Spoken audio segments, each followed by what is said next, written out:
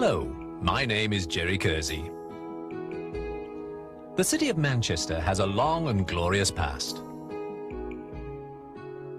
This video doesn't attempt to be an historical record of the city, more of a nostalgic glimpse of film clips from various sources. It's a reflection of some of the events and long-forgotten images as seen through the eyes of local filmmakers.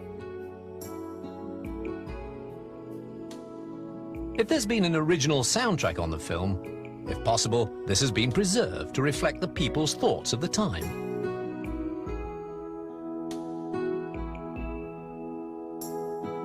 I hope you enjoy it as much as they did.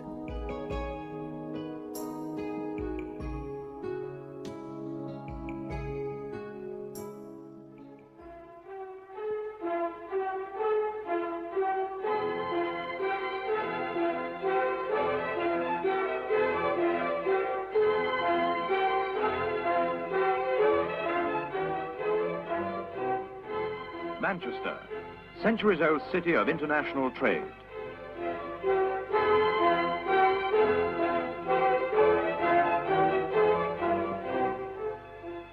Today, capital of the thriving Northwest, serving the needs of one of the world's greatest industrial areas.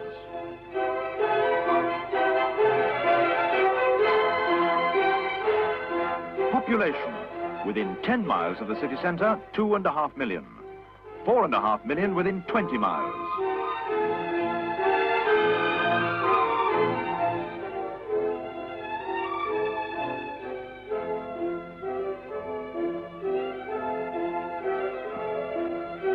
Centre of commerce, marketing, insurance, and banking.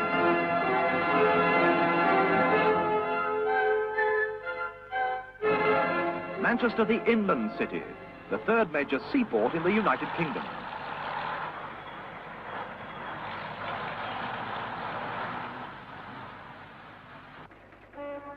An international seaport, prosperous and influential. Yet less than a century ago, Manchester was a sick and ailing city, crippled by the heavy import levies of its nearest seaport, Liverpool. How did this dramatic change of fortune occur? How were the ships of many nations brought to the very door of the city? Ships bearing cargoes from the remote corners of the world. The answer lies in the Manchester Ship Canal.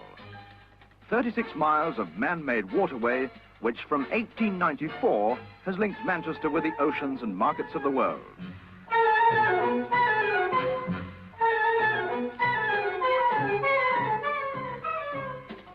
The port of Manchester, merely an infant in the Victorian era, has emerged mature and confident into a fast-changing world.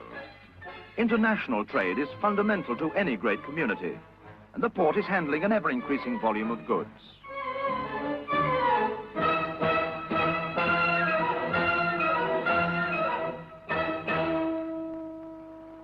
Rapid handling of cargoes is vital, for a swift turnaround of ships is essential to provide berths for incoming traffic.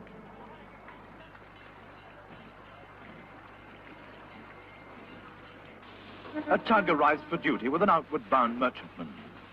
These sturdy craft are constant companions of vessels on the canal passage, and together with the pilot will act as guide and watchdog. Tow lines from the tugs are secured fore and aft. Powerful engines throb into life, and the heavy-laden vessel is eased from her berth into the main channel.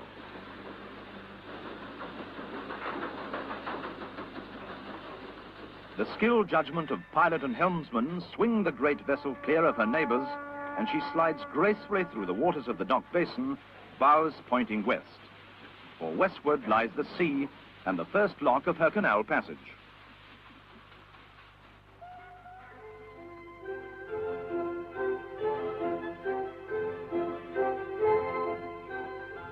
There are 5 lock systems on the canal. The first to be negotiated is at mode wheel. Manoeuvring through the locks is no mean feat, but it's all in a day's work to experienced lock personnel. Every lock is supervised by a harbour master, who operates a closely controlled and efficient traffic system.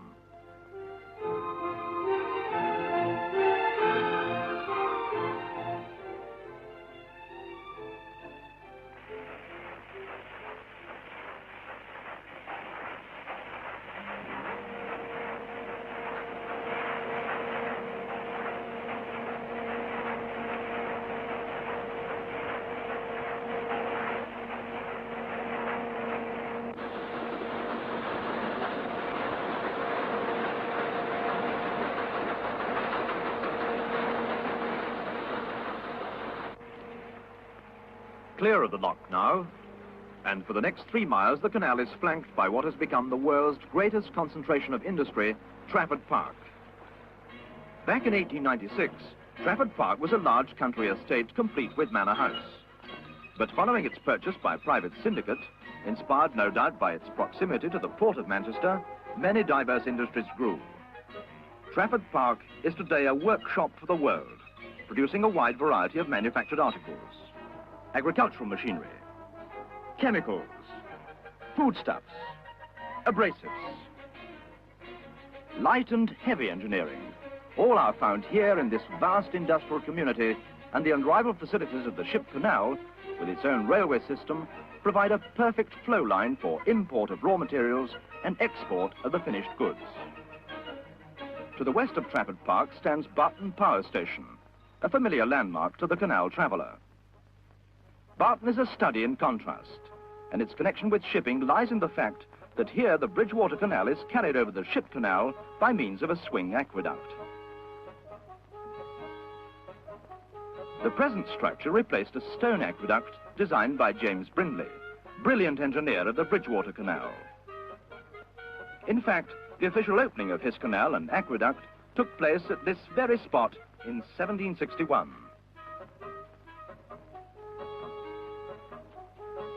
Water for the hydraulic power system which swings the aqueduct is drawn from the canal, and in the control tower, a telephone link keeps the engineers fully informed on the movements of all ships. It all looks so easy.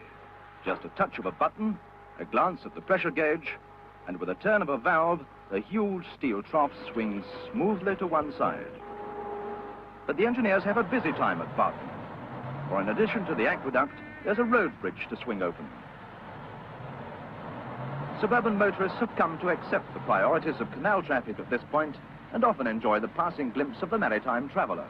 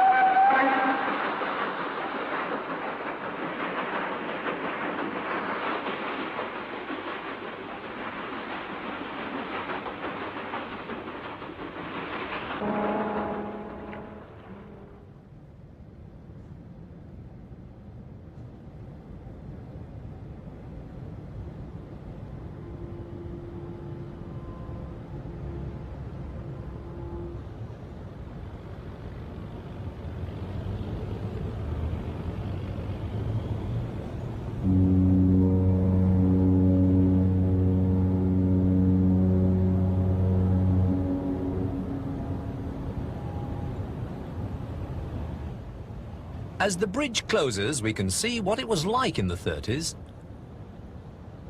Not much has changed, just the vehicles and the styles of clothing.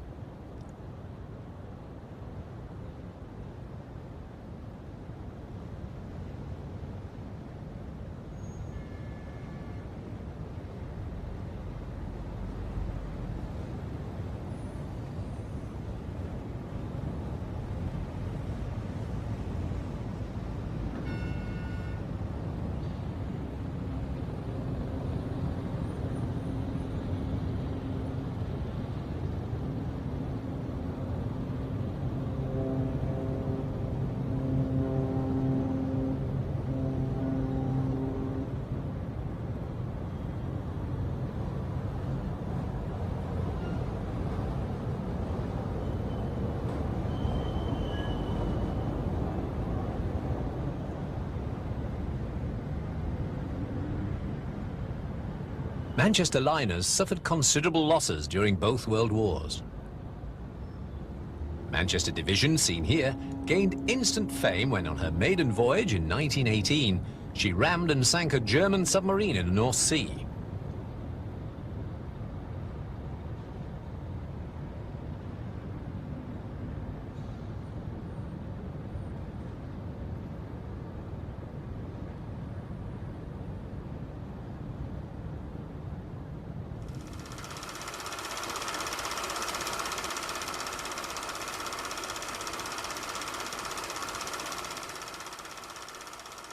The Salford Cine Society dates back to around 1933. They were very active in the 1930s, producing many local feature films. These highlights from one of their films, Safety First, won the Barnhill Cup from the Federation of Cinematographic Societies in 1938. It gives a fascinating insight into the streets of Salford in the 30s. Let's watch it as it was meant to be seen, without sound.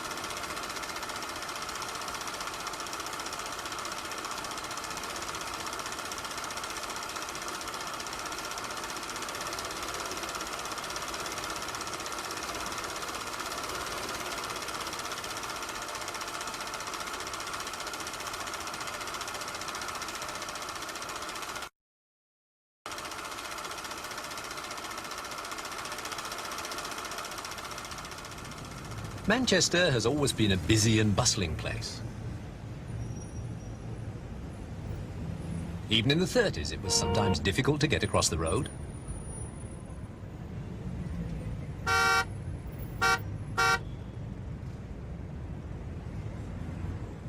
Electric trams provided a low-cost means of transport around Manchester for nearly 50 years. They were finally taken out of service in 1949. It was said to ease congestion on the city centre roads.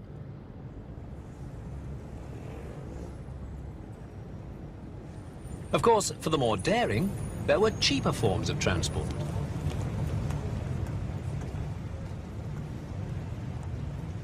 Trolleybuses and buses remained.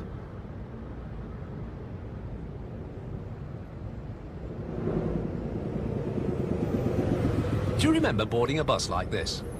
How much was the fare then?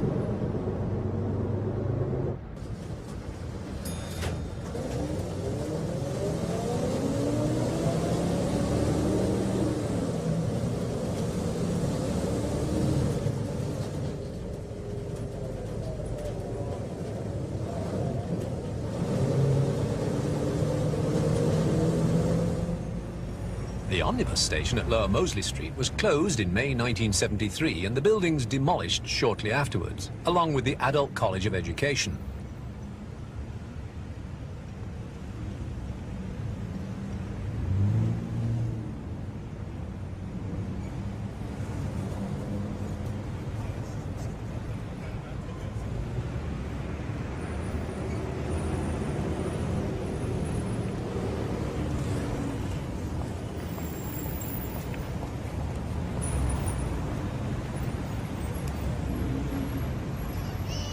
A familiar sight in the 50s, a bobby to help you cross. Not so now. Find a pelican or wait your chance to cross.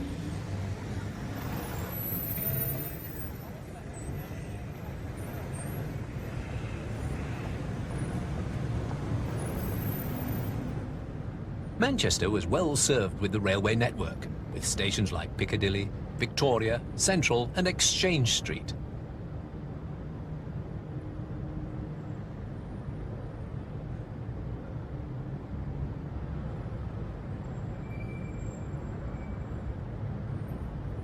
Remember trains like these, now gone forever, replaced gradually in the 60s by the diesel and electric units.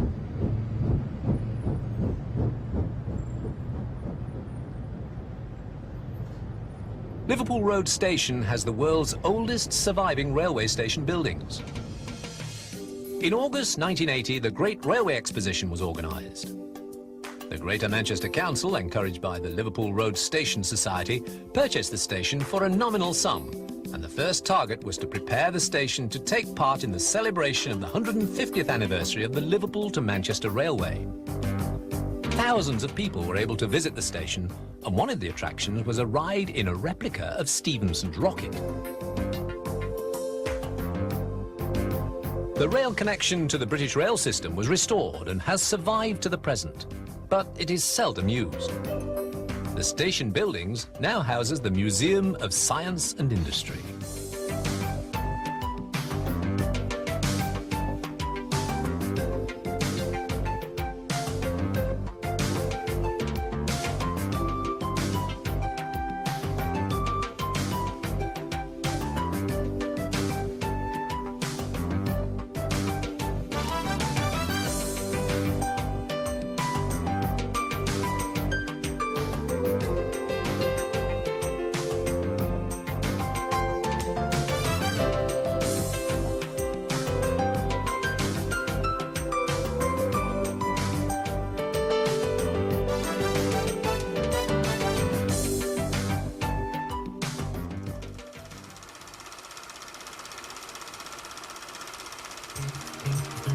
Manchester has two great football clubs, City and United. And in September 1962, 49,000 fans turned out to watch this local derby at Old Trafford. Jack Irons, the United mascot, a well-known character for many years, is seen with Bill Foulkes, who wins the toss, and Alex Harley at the kick-off.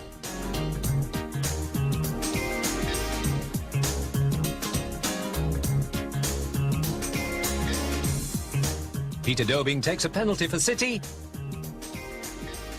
It's a goal!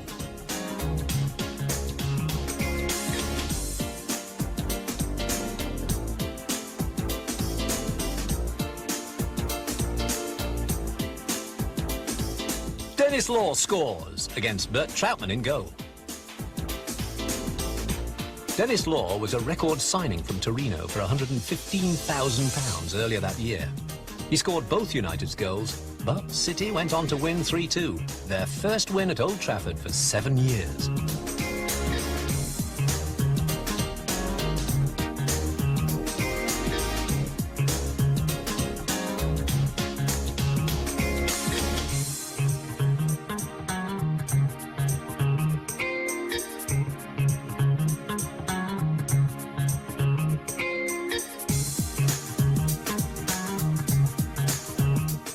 United had a disappointing season that year in the league, but went on to win the FA Cup for the first time since 1948, beating Leicester 3-1 in a marvellous match. The triumphant team returned to Central Station just after 9 p.m. on Sunday, over half an hour late. Their steam train had broken down and they had to change engines.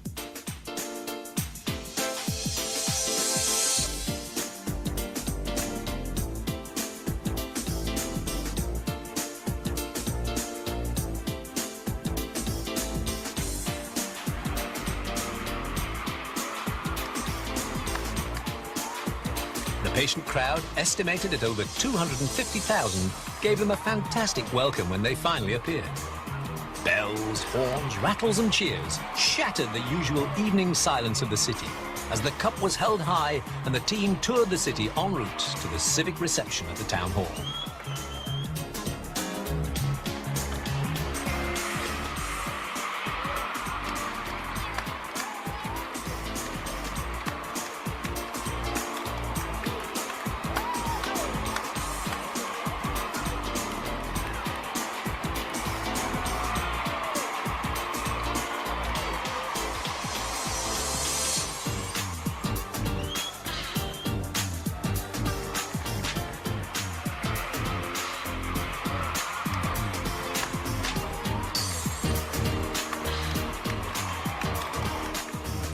People were treated for fainting and minor injuries. 400 were given on-the-spot first aid treatment, and 9 were taken to hospital.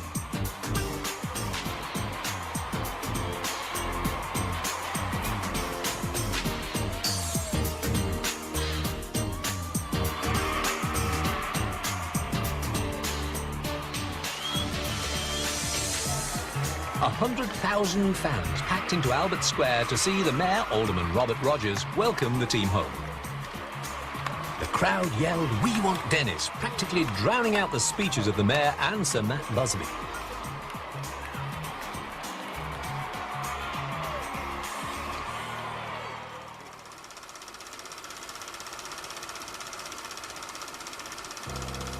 It's a different story every day, but it always begins here at Cross Street, the old Manchester Evening News premises.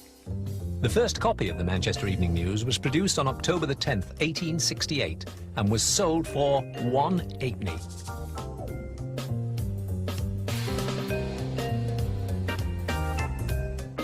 Miss Manchester previews one of the magazine pages.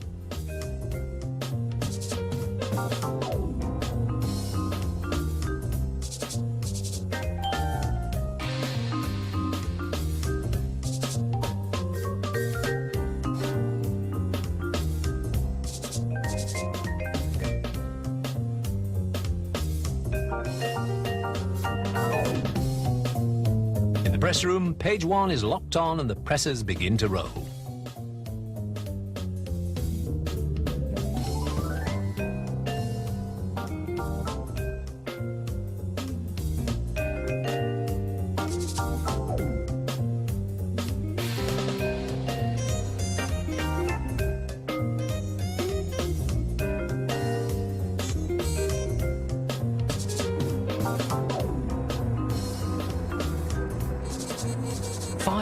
Of newsprint begin to dwindle rapidly.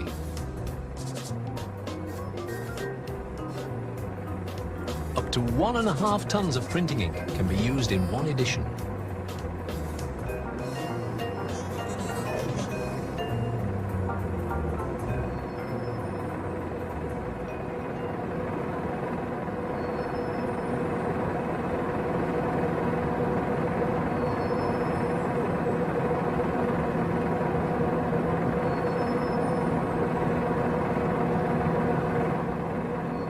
Stop press, but the presses go roaring on.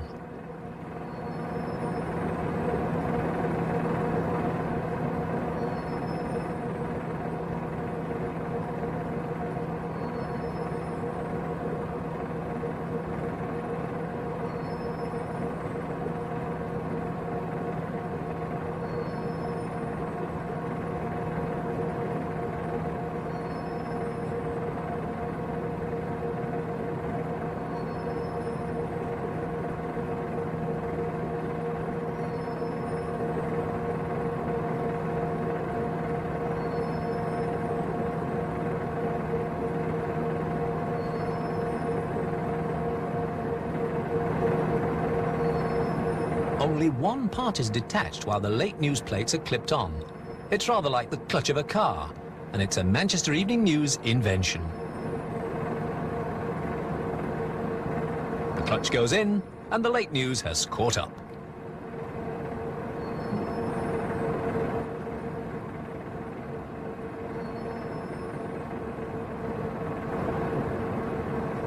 With each press producing up to 38,000 copies an hour, the task now is how to get them out to readers as fast as possible.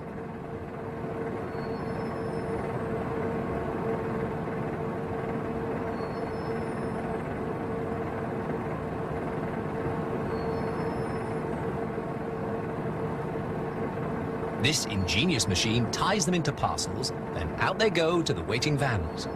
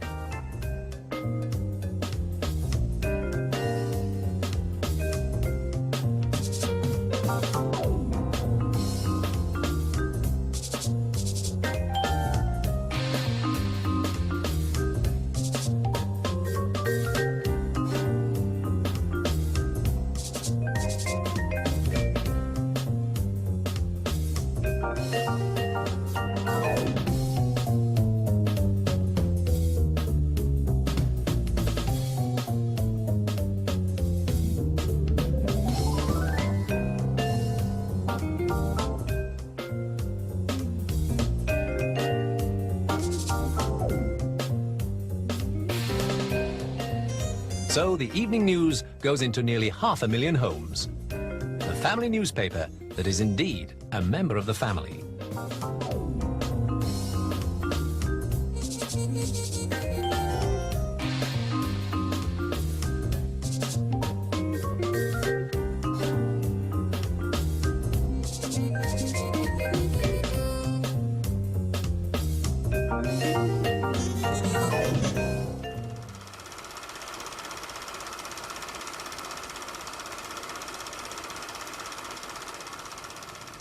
On the 2nd of June 1953, Queen Elizabeth was crowned at Westminster Abbey. The weather was dull and showery, but that didn't stop people all over the country from celebrating the happy event. Manchester was no exception. Weeks of preparation changed the face of the city.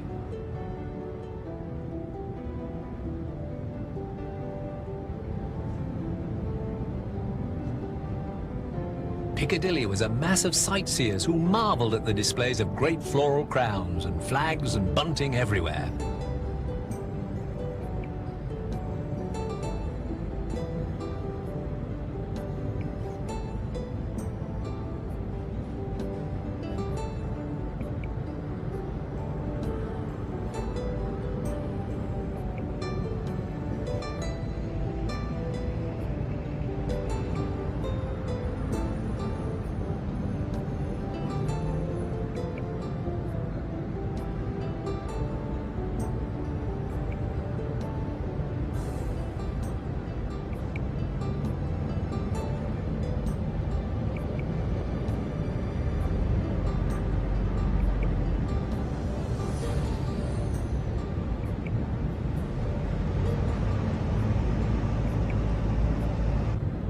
A magnificent float built by Manchester Corporation Transport Department on a Crossley chassis was a fine example of the patriotic feelings of the various organisations and people of Manchester.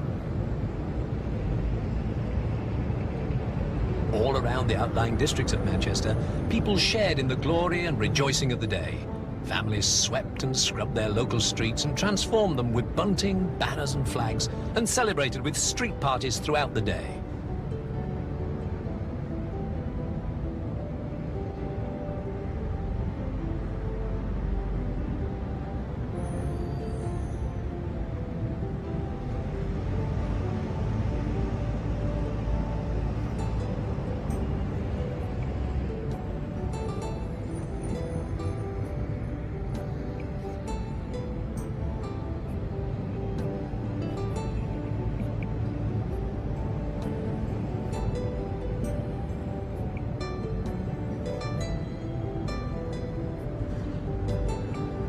Everyone entered into the spirit of the occasion. Market Street, Deansgate, King Street all put out special displays.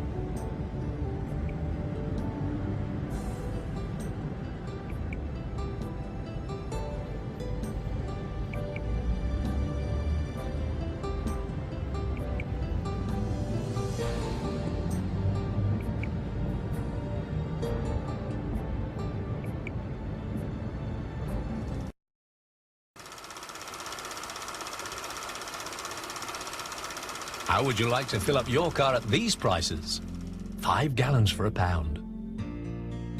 Sullivan's Street Traders. Buy your wife or yourself some flowers.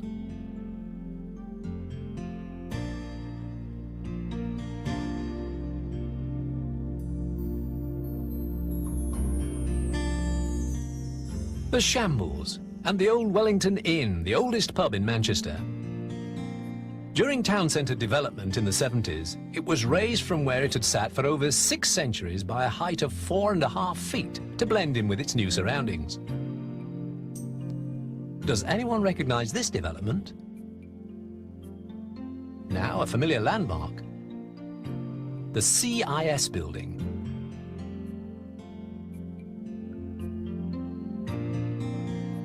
And characters like these. Oh, that looks painful.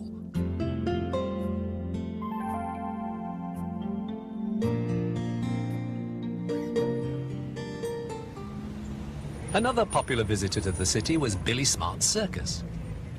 Billy Smart started his career at 15 when he was put in charge of a hand roundabout at a fairground. By 1939, he built up one of the largest fairs in the country.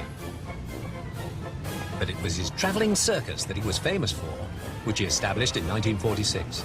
He toured every part of the British Isles with it.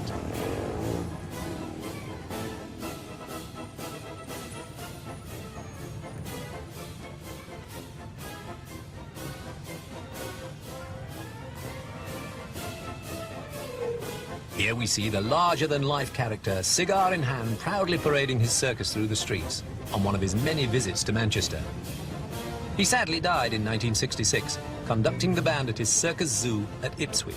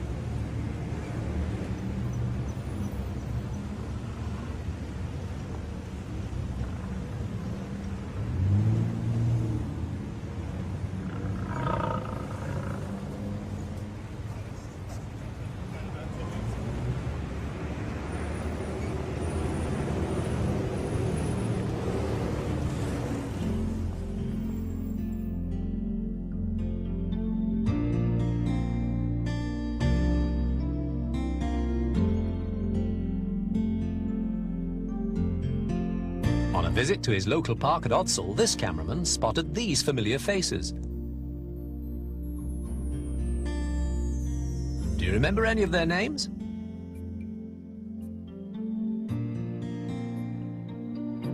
Of course you do.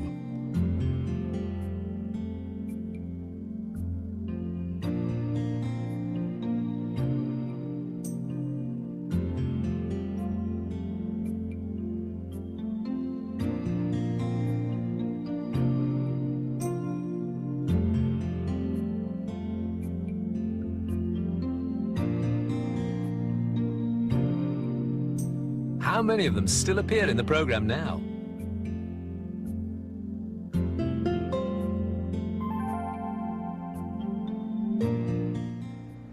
Christmas time is a busy time in Manchester. These shots, taken in the 60s, show how the city centre was lit up for the festivities.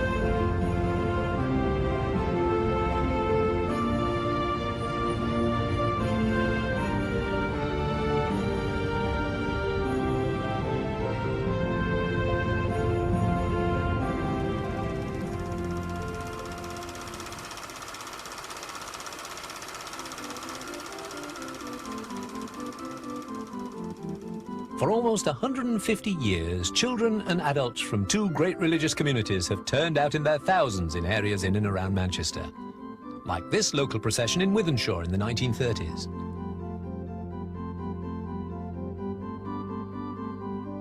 Or on a larger scale, complete with the reddish brass band, processions like this one in Gorton in 1947 were a common sight, showing the splendour of the occasion.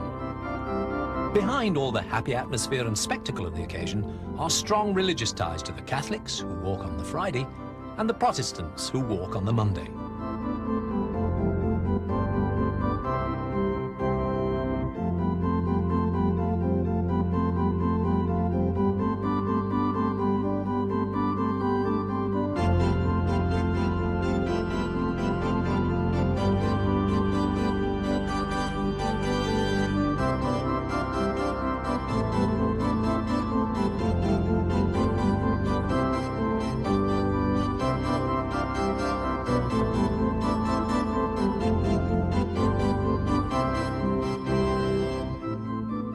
Girl Guides.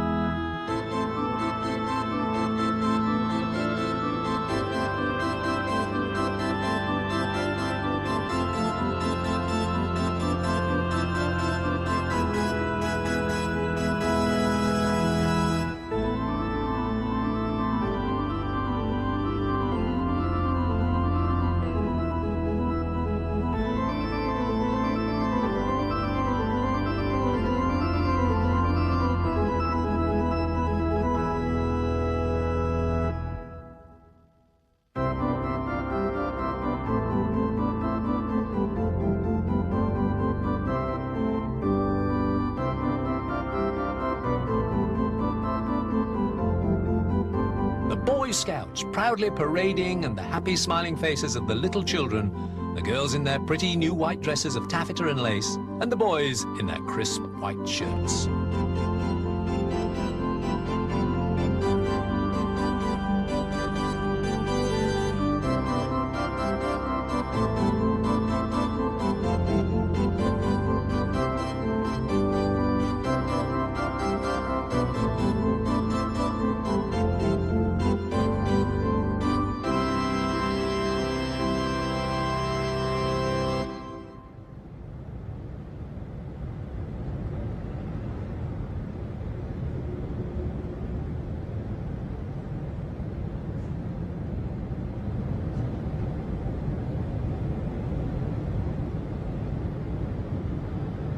spectators, parents and relatives, all eagerly awaiting a glimpse of someone they know.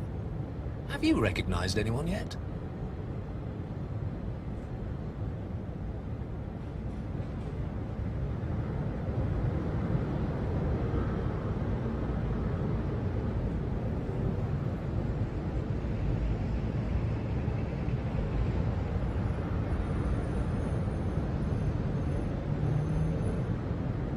As many as 12,000 children, nurses, various organisations and various pipe bands throughout Manchester would gather at their local churches to raise their banners high and walk around their local streets.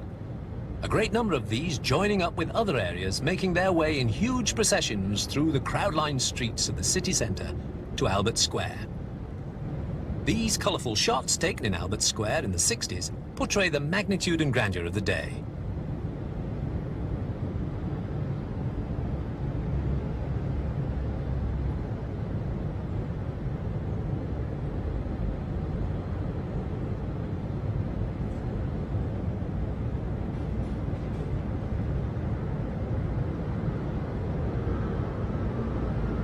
The city centre was virtually brought to a standstill to allow the proceedings to take place.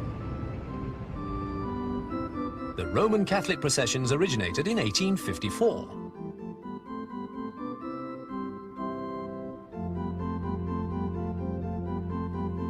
A lot of the more colourful costumes evident were the national costumes of the Ukraine and Polish Catholics.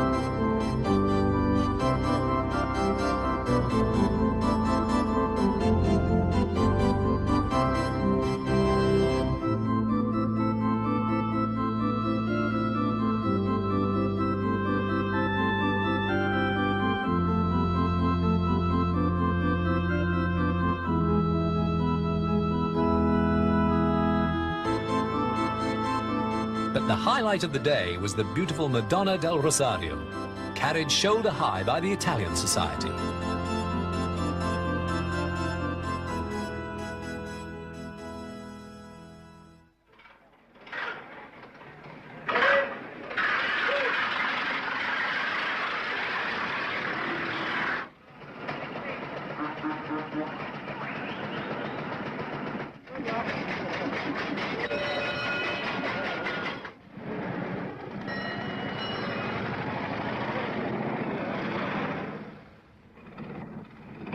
I am an Edwardian motor car. No, not all of us old cars are female, in spite of what our owners like to think. It is 7:30 on the morning of Sunday, the 4th of June, 1967, and I, along with many other Edwardian, veteran and vintage cars, have been aroused from my resting place to take part in a run from Manchester to Blackpool. Our owners wish to prove to themselves and to the world at large that we can still manage the trip. Manage? Of course we can. We're all very enthusiastic about it. Yes, this was a day indeed for enthusiasts. The 5th Manchester to Blackpool Veteran Vintage Car Run, sponsored by the Daily Telegraph and organised by the Lancashire Automobile Club. Because the month was flaming June, the weather naturally was dull, and just to spoil all the shining coachwork, it started to rain. A few drops at first, building up into a heavy drizzle which soaked cars and owners alike. But veteran and vintage car owners are resilient people, and most were more concerned with where they were spending the next few hours rather than eternity.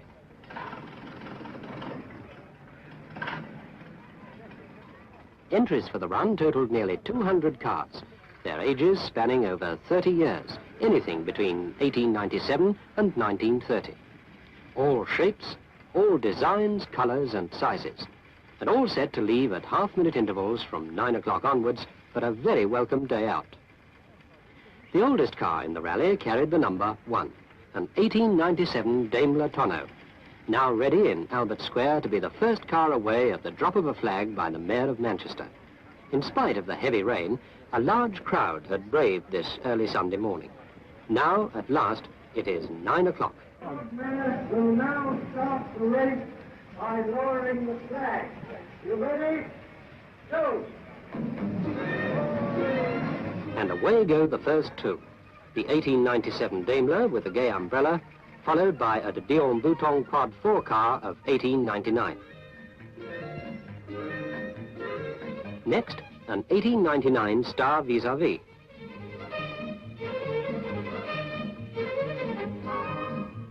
Here's a Panhard Tonneau of 1903.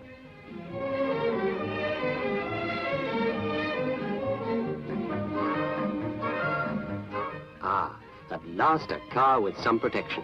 By 1904, Renault had got wise to the weather. Other drivers, however, were not so lucky.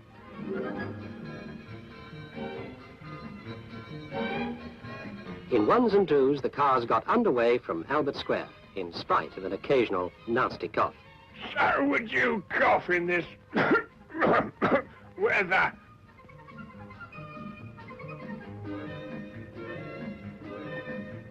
It was in Manchester in 1902 that the Lancashire Automobile Club was formed. That's why Manchester was the natural choice for the start of this annual run. Each competitor had about 3 hours driving ahead to reach the finish at Blackpool. There were two main routes. The veteran and Edwardian cars, dating up to 1917, had a run of about 50 miles and were expected to average between 15 and 18 miles per hour. The vintage cars, made between 1917 and 1930, had to cover the same route plus an extra 20 miles or so, all at an average speed of 25 miles per hour. So let's join the rally.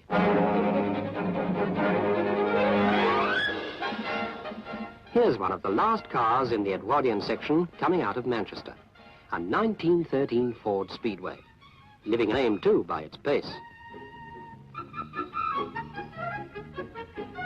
This is a de Dion, also 1913, owned originally by Sir David Solomon, who organised the first ever motor show at Tunbridge Wells in 1895.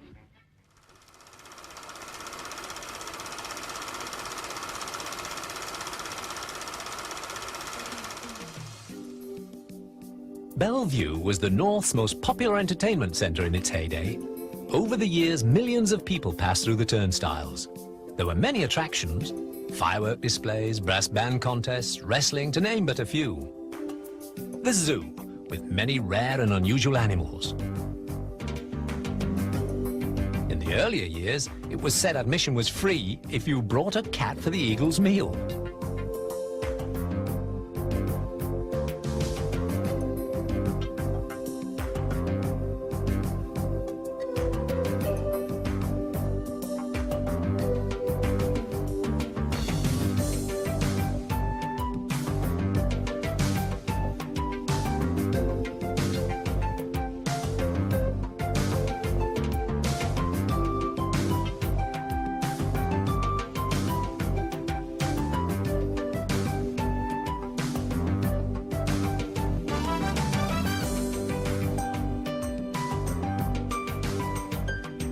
Exciting rides and wet ones.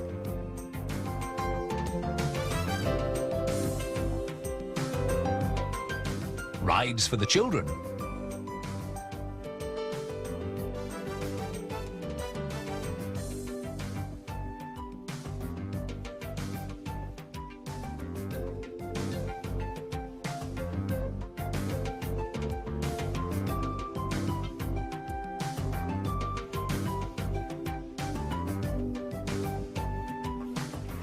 A visit to the annual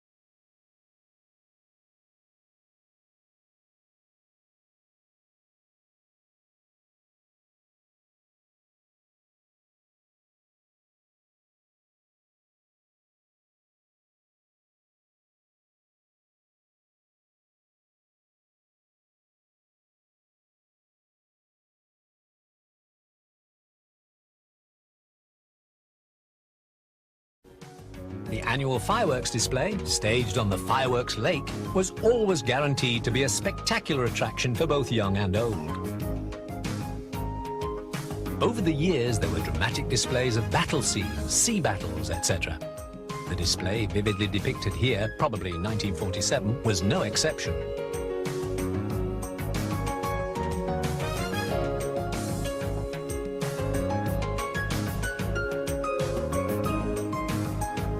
Sadly, the 70s saw the decline and subsequent closure in stages of Belle Vue.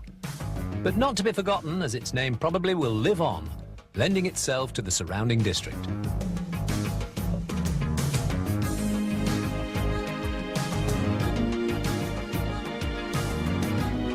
I hope you've enjoyed this look at Manchester from a bygone era, and perhaps relived some of the events that have taken place in the city.